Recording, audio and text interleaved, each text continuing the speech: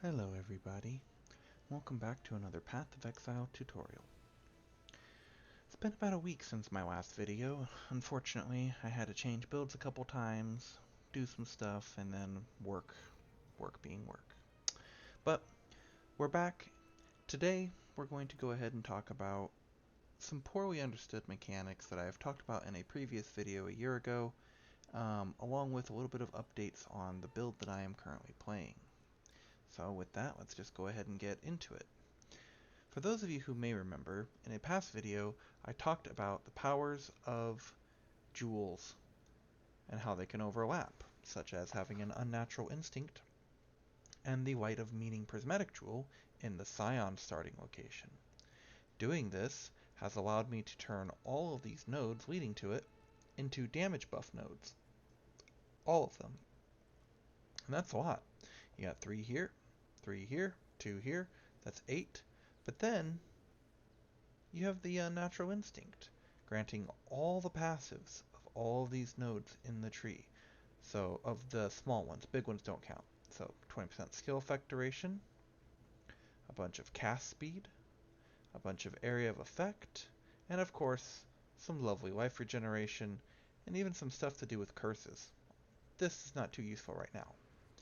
But, the really most important thing is that every single one of these small nodes is getting the Light of Meaning bonus.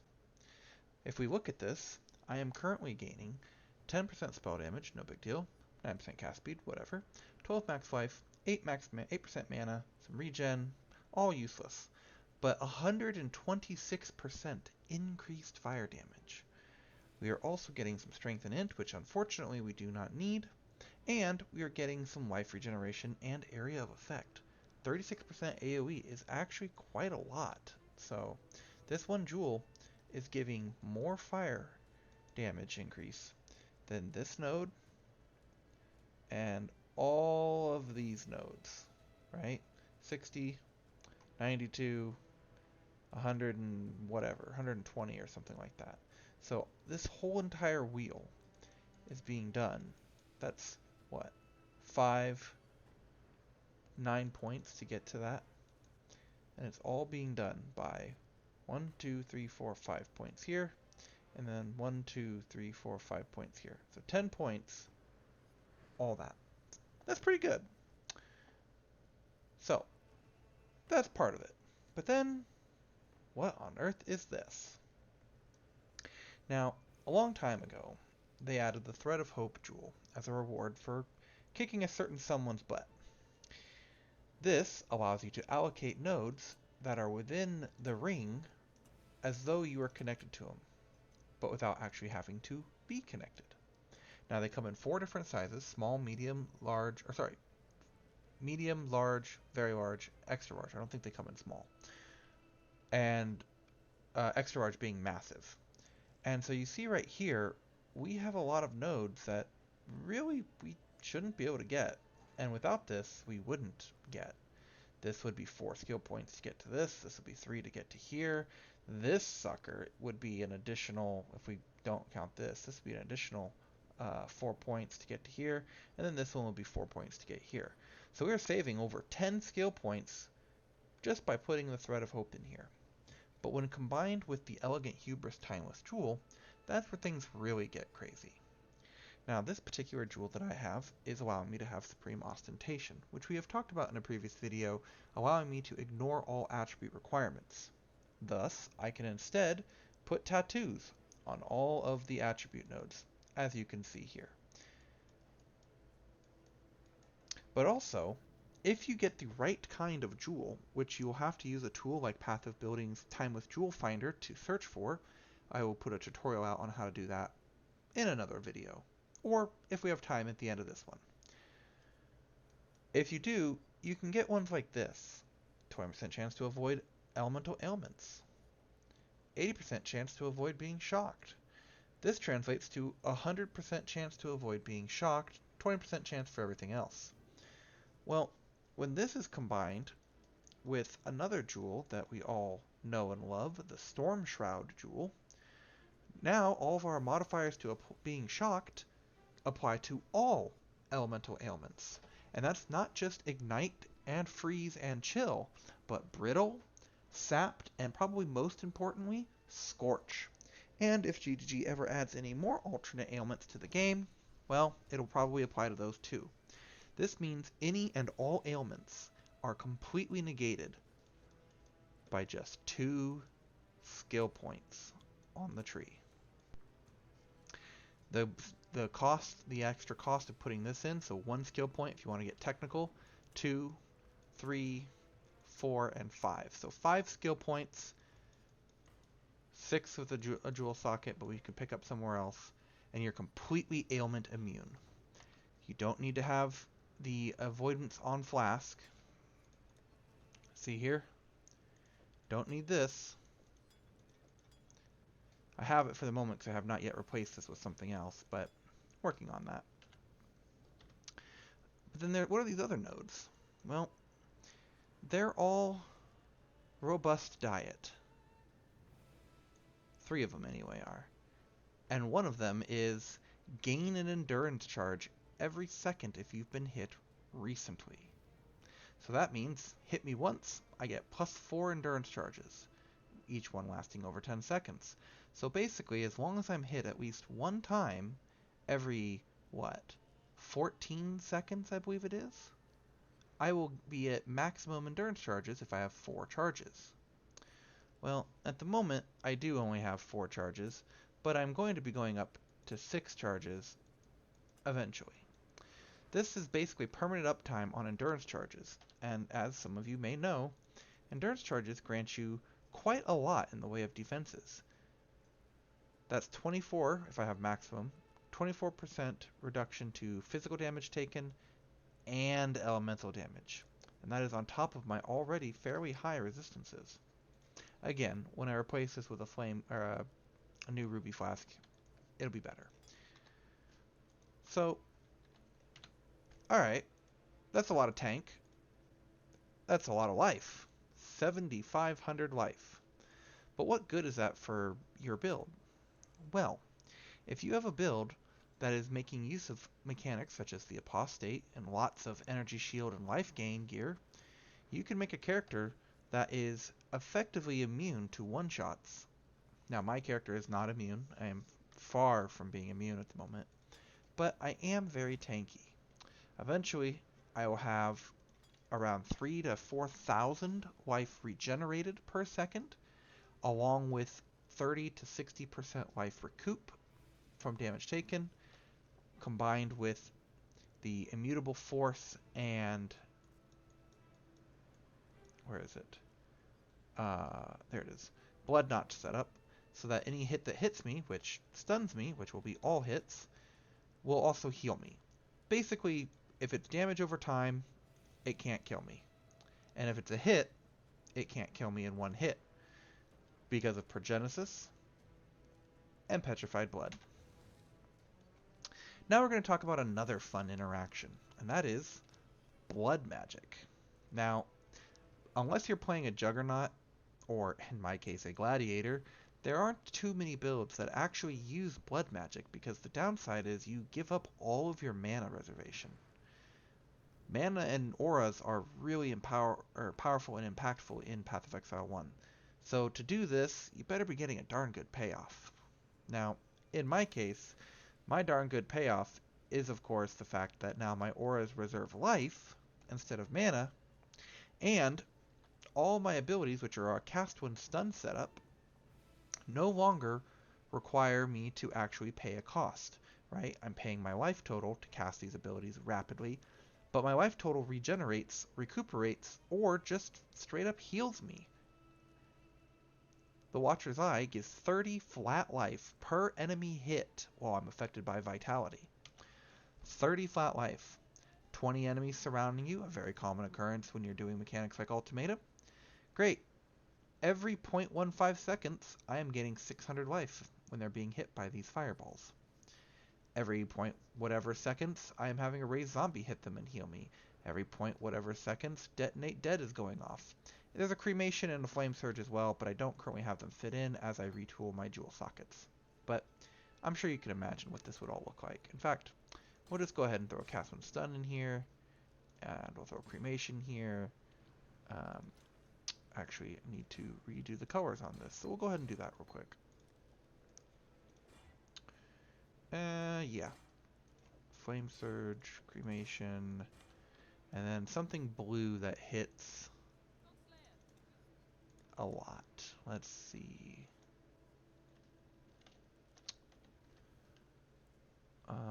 Orb of Storms? Nope, that's can't. Can it do this? It probably can, but that's channeling. I'm not sure what we're gonna do. I think we're probably just gonna do Orb of Storms and see if that works. Let's go try it out real quick. So, tons of healing, tons of damage. Let's go find something to hit us real quick.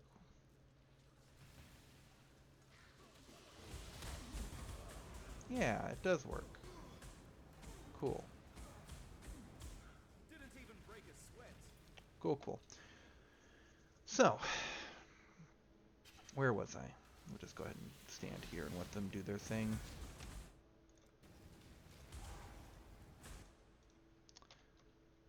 Oh, right, blood magic. Sorry about that. So, blood magic, as you can see, allows me to effectively pay my life total to use my abilities instead. But that's not the only thing. See, recently, in the last couple years, they added the blessing support skills. Specifically, Eternal Blessing. This skill states that your skills have increased aura effect, so they're stronger auras, at the cost of disabling all of your other mana reserving auras that are not blessings. Now, notice it says aura. You can only have one aura on you from blessing skills, and your non-blessing skills which reserve mana are disabled. Well, with blood magic, none of your skills reserve mana anymore. They only reserve life. Because of this, I can have any 50% costing aura I want on my build, and it will be completely free and buffed by Eternal Blessing. Now at the moment I am using Anger because I have a very cheap Watcher's Eye that's giving me the damage penetrates fire resistance. Uh, did I kill them? No, I didn't. But if I had the ability, I would do something better, like the Determination one, and then I would swap it for Determination. Alternatively, I could do like Malevolence, make it so that my ignites last longer, right? Cruelty buffs, things like that. But that's something for me to figure out later to play with a bit more. It'll probably be Determination and then some physical damage reduction, because the ultimate goal of this build is to just not die. Strange, I know. But what I mean by that is to not die to any kind of slam. If it's a boss and it can hurt me, I do not want it to be able to one-shot me, because if it can't one-shot me, it can't kill me. Now, in my POB that I am playing with currently, which I will go ahead and drag on screen here, we can see the Timeless Jewel Finder, which we'll talk about in a second. My build has a fair bit of defense. My Chaos is a little bit lacking. That's what happens when you only have 76% Chaos resist. But we can figure out a way to solve that. There are several nodes on the tree that can give you Chaos resistance. Where is it? Actually, wait. Is it, yeah, here it is. So here's Chaos resistance on this node. I believe you can also get the Chaos Mastery for 1%. And of course, there are jewels, and most importantly, there are cluster jewels that can give you max Chaos Res. So if we had the max Chaos Res, this number would be a little bit better. But Chaos is probably the only thing that can actually one-tap us. Thankfully, most enemies do not do large single-target Chaos damage hits. It's lots of Fizz as extra Chaos, things like that, which can hurt, but with all of our damage mitigation layers and things like that, shouldn't be enough to actually kill us. Now, this mod here, this is because we are playing with a mercenary. They are not here with me at the moment because I just came in here on a whim. But our mercenary has the belt that causes nearby enemies to convert 25% of their physical damage to fire. On top of that, if I don't disable the life gain on block, then I am truly immortal, so we don't want that. On top of that, I have, of course, high 80s elemental resistances, and as you can see here, my block chance is a little weird, and that's because I have Tempest Shield turned off in here, but my block chance is pretty good once I figure out how to fix it properly, um, which right now I'm making use of these arcane guarding nodes and stuff like that, which I suppose I better just go ahead and put back on for the purposes of this. Um, with my blocking, with being a gladiator, every time I block, my block chance basically goes to infinity. Now the max is 99.99 unless there is a tech you can do that makes use of a, where is it? Anvil amulet, combined with the block mastery. Let's just go down here. The block mastery that gives 2% increased maximum chance to block attack damage. If you take the 2% node plus you take the anvils plus 3% and you put it on a build that is using the Azadi crest and the Gladiator lucky block, then what happens is you actually have 99.9 whatever percent. You have effectively 100% because of rounding. So that's pretty cool. Now, enough about the build. Oh, hey, cool. What is this good for? Well, really the only thing that this is good for is ultimatum farming. And that's what it is. That's why I have it. With this build, you can just go into a map. Doesn't even have to have any modifiers, quantity, anything like that. I do recommend it for leveling reasons, but you can just go into a regular map with a pair of scarabs of ultimatum or ultimatum scarabs of bribing, and basically AFK the ultimatum. Most tier 16 ultimatums with this, just these two scarabs, nothing else, can't touch you. They just can't. When your build gets much better, such as where mine is kind of at right now, you can put in the ultimatum scarabs of catalyzing and inscription alongside 2 bribing, a sulfite scarab, and then your map. And when you run this type of a setup in your map, because of your atlas tree, you're going to gain catalysts, but because of the inscription, the catalysts get converted into inscribed ultimatums. That will be usually giving you uniques or currency items.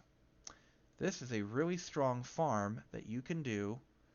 We're not going to do this one because it is an unidentified. We do not know what that is, and that can be scary. Let's see. Let's do do we have a toxic sewer? No.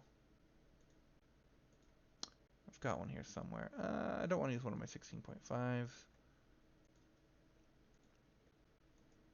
Here we are. Oh, goody. 8 mod. Let's see. Nope. Don't want this one. Cannot regenerate life. That could be dangerous. But then again...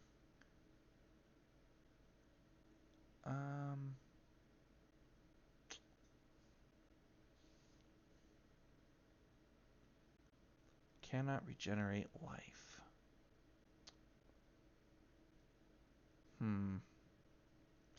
Kind of risky. Kind of risky. Honestly, we're just going to do it on a blank map. It doesn't matter. The reason why I prefer to run it on 8 mod, tier 16 or 16.5 maps is because I am running the Sulfite Scarab, I am running Refiner's Bargain, I am running all the Sulfite nodes. I actually just recently changed my tree, so I don't even need the Sulfite Scarab and can now replace it with the Kalguran Scarab, which is here somewhere. Here we go, the Kalguran Scarab of Refinement. By doing this setup, plus the altars, plus, where is it? Settlers on the map. Let's go ahead and do one real quick. We'll just run in, do the ultimatum, and that's it. I can now go into these maps and make a lot of profit by farming up tons of inscribed ultimatums with really good rewards. Oh, perfect. It's right here at the start. Now, inscribed ultimatums like this are not affected, to the best of our knowledge anyway, they are not affected by things like map quantity, more currency, things of that nature. So it really does not matter what we do. But, as I mentioned, I am at block cap, more or less. This, yeah, we don't need it. This allows me to do ones like Stalking Ruin. Go ahead and turn that off. Now I can just sit here, and as you can see, the shade's right here, right? It's right here. It's attacking me. It's applying Ruin. But because I'm blocking the hit, it's not actually applying Ruin to me at all. With this setup, I can sit here and tank this pretty much all day. Yeah, sure, why not? Stalking Ruin 4. Max level Stalking Ruin. Not one stack yet. Now, of course, as I have mentioned, my build does not do a lot of damage. It does a little, but just not a lot. What do we got so far? Fusings. Oop. Hey, look at that. 8 Divine Orbs, and it doubled. Now, sometimes I will just take this and run. But because this is a YouTube video, we're going to risk it for the biscuit. And cry when we inevitably lose it. Turn on the Blood Oath. Some Vol Orbs. That's cool. So as you can see here, my life is basically not moving. The reason why I'm gaining Energy Shield is I do unfortunately have Energy Shield on block node. But it is what it is. Alright, so here I'm taking some damage. I think this is actually my true 50% life point. Oh, I got my first stack of Ruin. Life and Energy Shield cannot recover above 50%. Oh, that could be fatal. I have 55%, so this is effectively 5% reduction of my max life. Pretty scary. Do we care? We really don't care. Just keep going. We'll go ahead and trigger the Progenesis. More Vol Orbs.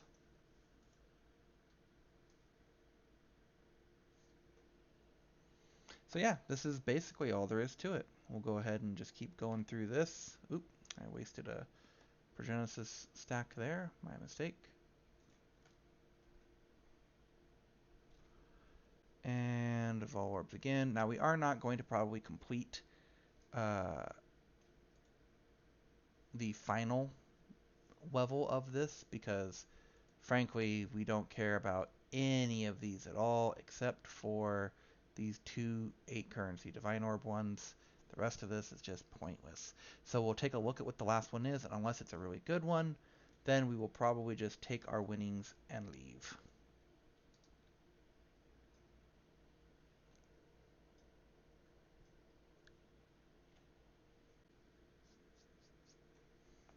Okay.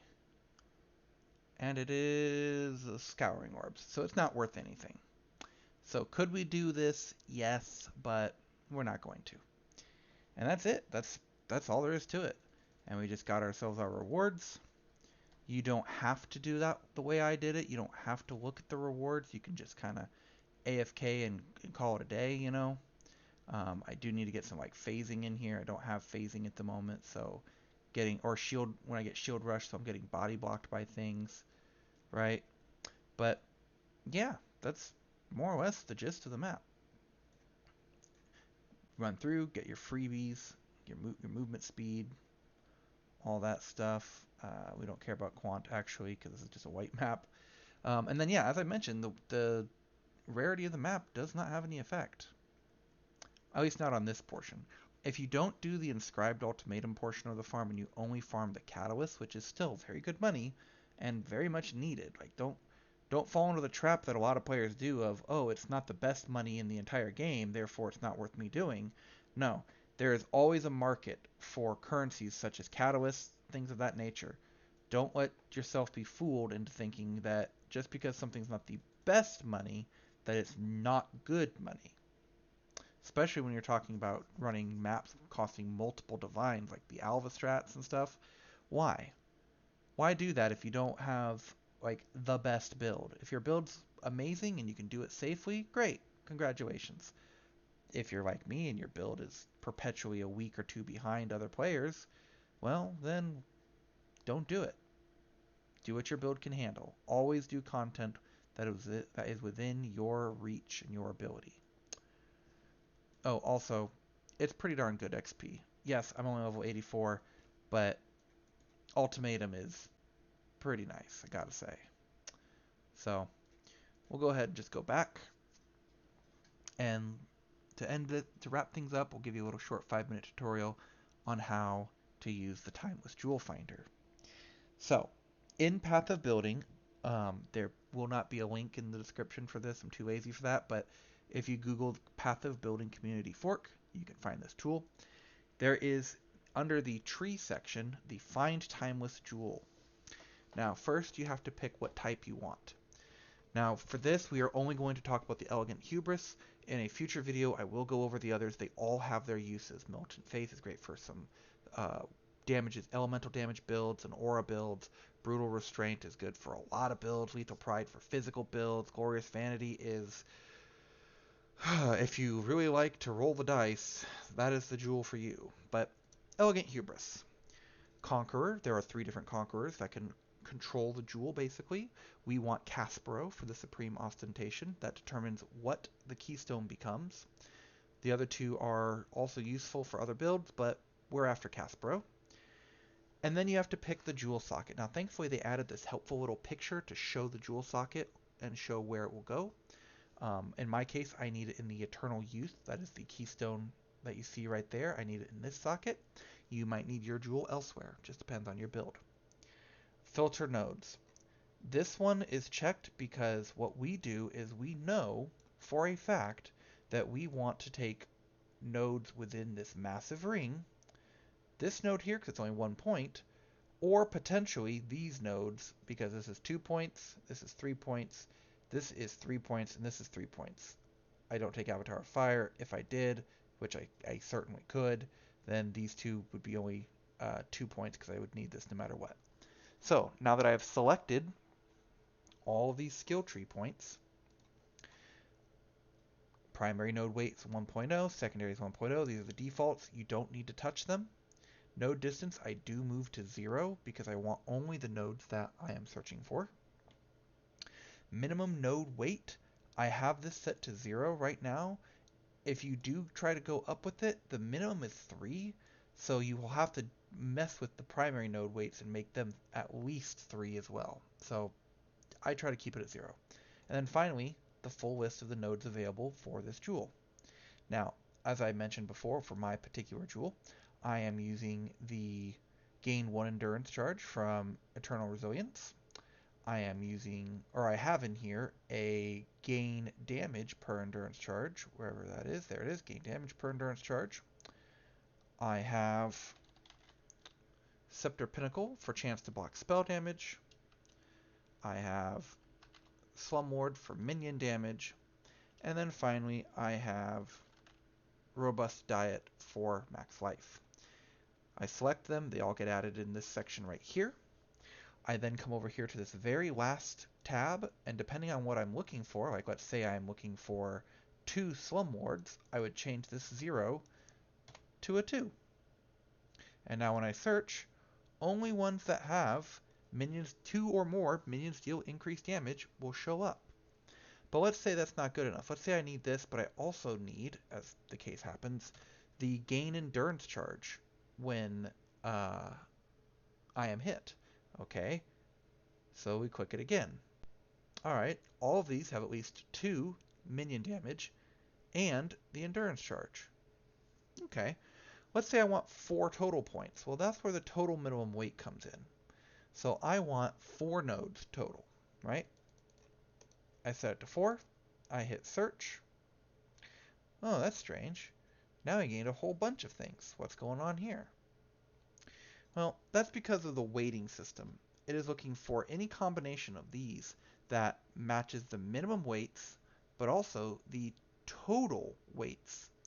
So if I were to set this to 0, and set this to 0, and hit search, as you can see here, as long as it has some combination of these mods equaling 4, or in this case, 5, or even 6 mods, it will show up. Now, as I mentioned, this one's a little more offense-based. With this one jewel, which you can get, it is expensive. This is like a 300 divine jewel, by the way. If you get this kind of a jewel, endurance charge if you've been hit, and 320% increased minion damage. So these jewels, you can find them quite easily by using this tool. And then once you find them, because this denotes the role, you simply can double click, and now it will say successfully added to your build. So now you can find it in the items tab up here. But also, copy trade URL. And if we do that, we can now paste it and search. And voila! We now have the one jewel that exists at the moment. And it is 460 divines. But with that 460 divines comes all that power. And again, these points, most of them are one skill point. So like on my build, 40% maximum life, 1 endurance charge per second if hit in the last 4 seconds, and spell block or chaos resist. Really, really solid for your build. Well, hopefully you guys learned something new today. I know I kind of jumped around a little bit with this one, but you know, it wasn't really a planned video. Hopefully you learned something, and if you did, or if you have any comments or suggestions, other than of course the usual comment of, hey, write a script. We don't do that here. Feel free to leave it down below. If you like this video, share it with your friends. If you got a new friend getting into the game who doesn't know that much, share it with them. The whole purpose of this video series is to teach newer players, but also to share the knowledge that I have collected of over a decade of playing Path of Exile with the community. There are lots of streamers, there are lots of content creators out there who've played just as long as I have, some far more than I have even. And a lot of the institutional knowledge that they have is second nature to them. It's not so much to the brand new player who's never picked up an ARPG before, or someone who's coming to PoE 1 from PoE 2. The differences, the difficulty, it can turn people off from an amazing experience. And so that's why we're here, to try and make sure that people can learn and have fun. Oh, one last bonus tip. If you do get nodes like this, and you have it on a really bad mastery, just go grab a cheap rune graft. There are a lot of really powerful rune grafts that you can take and replace the mastery with. In this particular case, I have reservation efficiency, which applies to life reservation, and in exchange, auras from my skill affect enemies. Well, that means that they get anger, doesn't really matter much, and they get vitality, doesn't really matter much. These are not auras, they do not get them. And when I switch from anger to determination, oh no, they gained a ton of armor. It'd be a real shame if I'm doing only elemental damage. But this also works really well with rune grafts now that you can replace these. So thank you guys so much for watching, and I'll see you next time.